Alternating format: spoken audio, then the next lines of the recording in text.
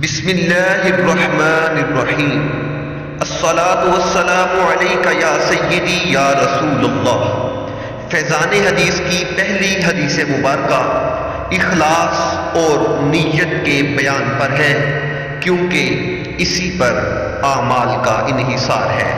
امیر المؤمنین حضرت سیدنا عمر فاروق اعظم رضی اللہ تعالی عنہ فرماتے ہیں کہ میں نے سرکار مدینہ صلی اللہ علیہ وآلہ وسلم کو یہ فرماتے ہوئے سنا، اعمال نیت ہی پر ہیں، ہر شخص کے لیے وہی ہے جو اس نے نیت کی۔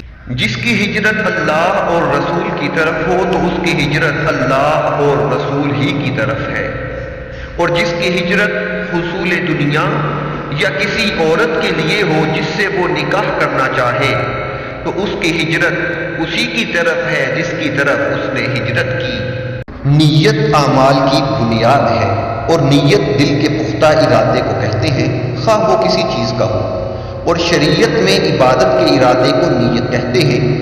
بنی اسرائیل کا ایک شخص قحط کے زمانے میں ریت کے ایک ٹیلے کے قریب سے گزرا تو دل میں کہا، اگر یہ ریت غلہ ہوتی تو میں اسے لوگوں پر صدقہ کر دیتا۔ اللہ عز و جل نے اس دور کے نبی علیہ السلام پر وحی بھیجی کہ اس سے فرماؤ، اللہ عز و جل نے تیرا صدقہ قبول کر لیا ہے، اور اچھی نیت کے بدلے تجھے اتنا ثواب دیا کہ جتنا اس وقت ملتا جب یہ ریت غلہ ہوتی اور تو اسے صدقہ کر دیتا۔ رحمت دا دریا الہی ہر دم وگدا تیرا، جے ایک قطرہ بخشے مینوں کم بن جاوے میرا۔ یاد رکھیے، جتنا اخلاص زیادہ ہوگا اتنی ہی مدد الہی شامل حال ہوگی۔ انسان کو مدد الہی اس کے اخلاص کے مطابق ملتی ہے۔ جس کے نیک اعمال میں جتنا زیادہ اخلاص ہوگا اسے اتنی ہی زیادہ مدد الہی نصیب ہوگی۔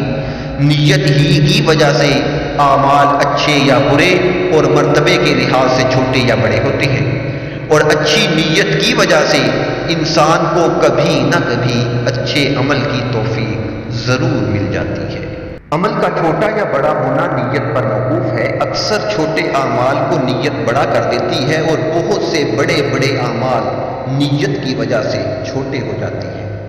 یاد رکھیں، ہمارے اعمال نیتوں کے محتاج ہیں۔ حضرت سیدنا امام محمد بن محمد غزالی رحمۃ اللہ تعالی علیہ فرماتے ہیں، نیتیں اعمال کا ستون ہیں، عمل تو نیت کا محتاج ہے، کیونکہ عمل نیت ہی کی وجہ سے اچھا ہوتا ہے، جبکہ نیت ذاتی طور پر اچھی ہے، اگرچہ کسی مجبوری کی وجہ سے عمل نہ ہو سکے۔ مالک کریم ہمیں اخلاص اور نیت کی درستگی نصیب فرمائے۔ میرا ہر عمل بس تیرے واسطے ہو، کر اخلاص ایسا عطا فرما۔ آمین بجاہ نبی، آمین صلی اللہ علیہ وسلم۔